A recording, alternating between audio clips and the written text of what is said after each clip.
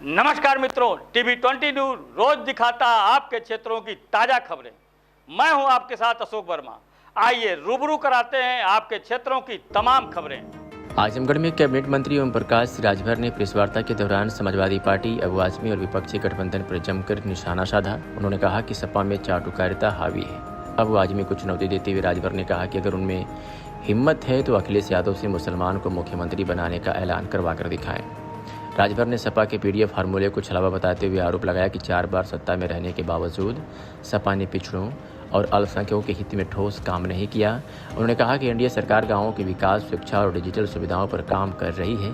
करीब 22,000 गांवों में डिजिटल लाइब्रेरी और कंप्यूटर ऑपरेटर की व्यवस्था की जा रही है। पंचायत चुनाव में देरी पर राजभर ने कहा कि मामला न्यायालय में जाने के कारण प्रक्रिया रुकी थी। पिछला वर्ग आयोग का गठन हो चुका है और अब आगे की कार्रवाई कोर्ट के निर्देशों के अनुसार होगी। उन्होंने दावा किया कि आगामी विधानसभा चुनाव में एनडीए प्रचंड बहुमत से जीतेगा और सपा का पूरी तरह सफाया हो जाएगा। आजमगढ़ में अबू समीम आदमी का आए थे और उन्होंने कहा है कि अपने बयान में कहा है कि आपकी बयानबाजी, ओम प्रकाश राजभर की बयानबाजी गंभीर नहीं है, इसलिए उनको तवज्जो नहीं देते हैं। आप विपक्ष के नेता हैं, क्या आप? देखिए, अबू आजमी समाजवादी पार्टी के लीडर हैं। लुडरई करने वाला व्यक्ति मालिक के सामने उसकी औकात नहीं है कि वो बोले।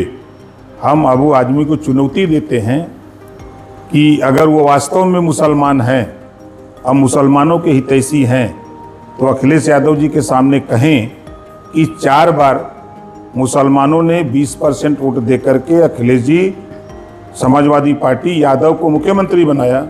एक बार मुसलमान को मुख्यमंत्री बनाने के लिए आप खाली ऐलान करो।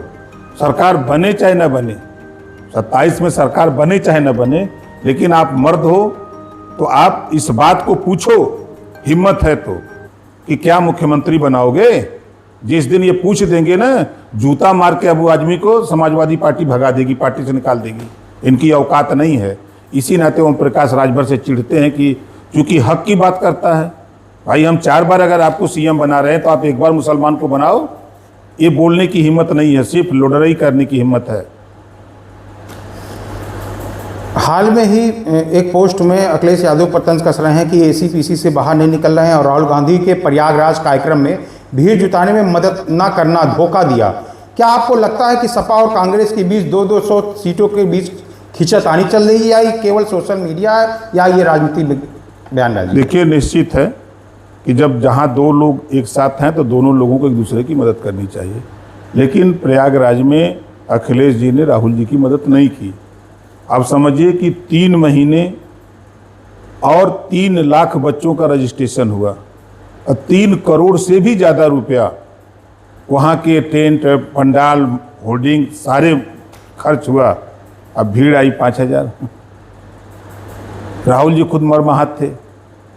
तो ये क्या साबित करता है कि आप एक दूसरे की मदद कर देते तो कम से कम सम्मान आपके गठबंधन का होता ना। लेकिन ऐसा इन्होंने नहीं किया। तो निश्चित है दोनों लोगों में आपसी खींचातान है। वो भी चाहते हैं कि 200 सीट मिल जाए, ये भी चाहते हैं कि 200 सीट मिल जाए। लेके क्या करेंगे? सरकार इन लोगों की थोड़े बननी है। हम तो कह रहे हैं कि 27 में नहीं, अगले पैदाइश की तैयारी कर रहे हैं। आपने दावा किया है कि 2027 में सपा का सुपड़ा साफ हो जाएगा और 2028 तक पार्टी पूरी तरह समाप्त हो जाएगी, लेकिन सपा का दावा है कि उनका पीडीएफ फार्मूला जमीनी स्तर पर मजबूत है। आप किस चुनाव और सामाजिक गणित के आधार पर सपा के अंत की भविष्यवाणी कर रहे हैं? इस नाते कर रहे हैं कि समाजवादी पार्टी कभी पीडीए का फार्मूला बताती है पिछड़ा, दलित, अल्पसंख्यक, कभी पीडी का बता देते हैं पंडित, कभी बता देते हैं ये से अगड़ा, तो कभी ये से अल्पसंख्यक। और उनके साथ एक आदमी बता दें कि जो अपने जिले में सभी विधानसभाओं में वोट दिला दे, एक आदमी बता दे, अपने लिए वो खुद वोट ले ले, यही बहुत है। लेकिन दूसरी विधानसभा में वोट दिलाने की कुवत उनके पास किसी नेता में नहीं है। ये घूम रहे हैं पाल जी ने, लुडरई कर रहे हैं। इनकी औकात है कहाँ? इनकी भी औकात नहीं है। ये सिर्फ अगर घूम रहे हैं तो वो कह दें कि किसी पाल को राष्ट्रीय अध्यक्ष बना दें। हिम्मत बोलने की, वही दिन भगा दिए ना उनके। 2028 में सपा समाप्त होने की बात कह रहे हैं। देखिए, निश्चित है कि आपने देखा कि जो टीएमसी का हाल हुआ, इतर बितर हो गई टीएमसी, वही हाल यहाँ होगा। कितने दिन अखिलेश जी का भरोसा लोग करेंगे? तो निश्चित आप देखते जाइएगा ना, 27 में आप देखिएगा, 27 में 27 को सीट जीत जाए बहुत है। आजमगढ़ के जो ब्लॉक सगड़ी है, लालगंज है, आसपास के ग्रामीण इलाकों में बाढ़ निरंतर कटान रोकने और संपर्क मार्ग की स्थिति को लेकर ग्रामीण लगातार मांग उठा रहे हैं। पंचायती राज विभाग व पिछड़ा वर्ग कल्याण की योजनाओं के सीधा लाभ इन ग्रामीण इलाकों को कैसे पहुंचेगी? सरकार किस तरह से कदम उठाएगी? देखिए, गांव के विकास के लिए गांव में प्रशासक वर्तमान में हैं। गांव के विकास के लिए ब्लॉक प्रमुख प्रशासक बनाए गए हैं।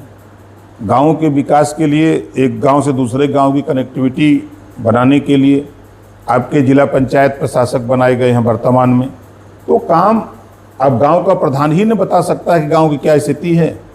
तो इस नाते गांव के विकास के लिए पंचायती एक्ट जो लागू है वो अपने आप में गांव के विकास के लिए उनको, गांव को, प्रधान को, सबको धन दिया जाता है। विपक्ष नेताओं आपके बयानबाजी और सरकार की कार्यशैली पर सवाल उठा रहे हैं। आजमगढ़ में जो सपा का गढ़ माना जा रहा है वो सुप्रभा और एनडीए गठबंधन क्या जनाधार बचाने या बढ़ाने के लिए विशेष योजना बना रही है? आप देखते जाइएगा ना, अभी तो खाली चिल्ला रहे हैं लोग ना। आप देखिएगा 2 महीने के बाद तब लोगों को समझ में आएगा कि जैसे बेहोश हो जाएंगे, फिचकूर आने लगेगा। बेहोश होंगे, फिचकूर आने लगेगा, देखिएगा 2 महीना बाद।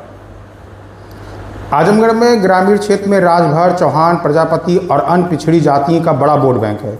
आपकी पार्टी इन वर्गों को आजमगढ़ और पूर्वांचल के विकास की मुख्य धारा से जोड़ने के लिए जमीनी स्तर पर कौन कौन सी जन कल्याण योजना है? बहुत सी जन कल्याण योजना है। अब हम लोग हर गांव में डिजिटल लाइब्रेरी बना रहे हैं कि जो गरीब बेचारे पढ़ नहीं पाते हैं उनको वहीं किताबें उपलब्ध होंगी। वहीं हम कंप्यूटर दे रहे हैं, वहीं कंप्यूटर ऑपरेटर दे रहे हैं।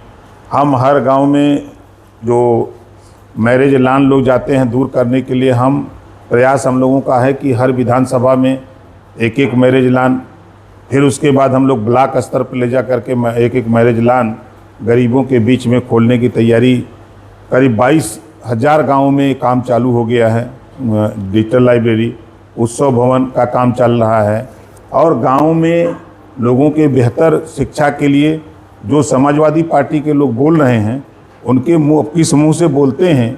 4 बार सरकार रही और कभी भी समाजवादी पार्टी ने शिक्षा पे ध्यान नहीं दिया।